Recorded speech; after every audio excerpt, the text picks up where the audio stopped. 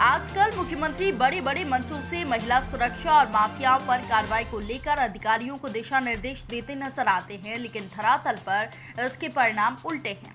अगर पुलिस या प्रशासनिक अधिकारी फरियादी की बार बार चक्कर काटने के बाद भी ना सुने तो समझ आता है कि या तो मुख्यमंत्री की कथनी और करनी में फर्क है, या फिर अधिकारी और कर्मचारी इतने तानाशाह हैं कि मुख्यमंत्री की भी नहीं सुनते। वैसे तो पूरे प्रदेश का यही हाल है, लेकिन बेशर्मी का ये नमूना मुख्यमंत्री के स्वयं की विधानसभा का है, जहां एक महिला पुलिस 4 दिन तक पुलिस थाने के चक्कर काटने के बाद सुनवाई नहीं होने पर अपनी मासूम बच्चियों के साथ पानी की टंकी पर चढ़कर आत्महत्या के लिए मजबूर हो गई।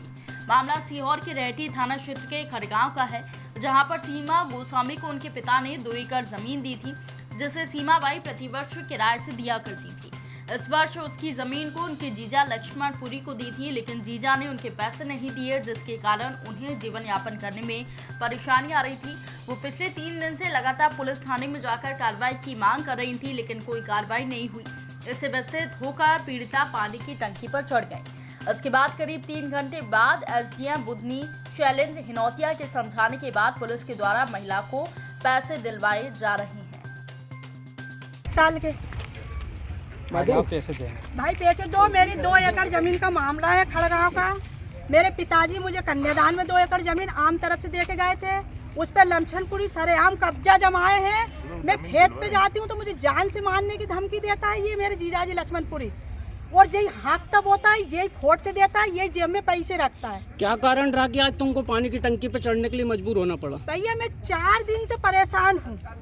कहाँ गई आप? 14 तारीख को खेत पे गई थी। मेरे खेत पे जाके देखा गेहूं बोए थे।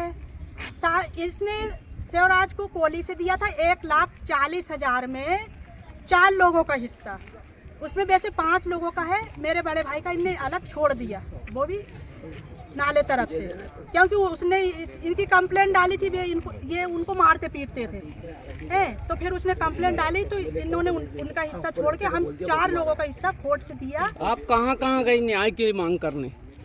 मैं थाने गई, तहसील गई, गांव में पटेल के यहाँ गई, गांव के चौकीदार को बताया भैया मेरे साथ अन्याय हो रहा है। आप रेहटी थाने कितनी तारीख को गई थी?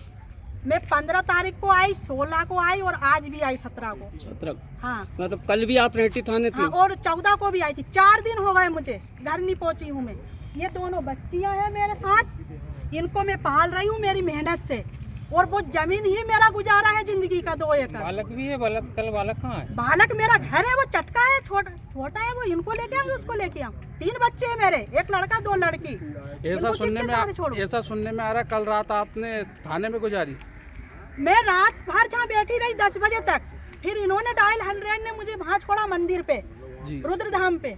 मैंने वहाँ जैसे तैसे रात गुजारा करा, फिर सुबह डायल 100 आई। सिंह भैया, आप हमारे भाई कहलाते हो, आप कहते हो मेरी बहन भांजियों को कोई दुख तकलीफ नहीं होना चाहिए, लेकिन आप ही के राज में, आप ही के जिले में विधानसभा, आप ही की तहसील नसरुल्लागंज, आपका क्षेत्र विधानसभा सीट बुधनी।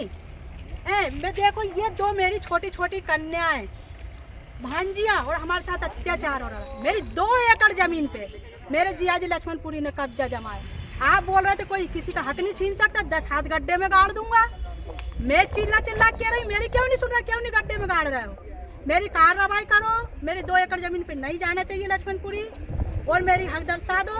और इसका केस चल रहा है जबलपुर में, माननीय का जब भी फैसला आएगा मैं उससे सहमत रहूंगा, लेकिन आज की तारीख में मैं मेरी जमीन की हकदार। पूरा मामला था, महिला पानी की टंकी पर चढ़ी हुई थी, उसका कोई भूमि संबंधी विवाद था, भाई बहन और इसका माँ का। तो ये खड़गांव नसरुल्लागंज तहसील का है, और वो 2-3 बार आई। वो उसका केस हाई कोर्ट में चल रहा है एक्चुअली में। वो अपना हिस्सा लेना चाहती है। 2 दिन में थाने में आई, कार्रवाई नहीं हुई, इस कारण उसने ये कदम उठाया। अभी उसको सबसाइड कर दिया है, पैसा दिला दिया, लिखा पढ़ी करा रहे हैं। उसकी जो जीजा ने कब्जा करके रखा था, उसने लिख के दे रहा है कि मैं कब्जा नहीं कर रहा। सागर से संभाग ब्यूरो विनोद जैन की रिपोर्ट।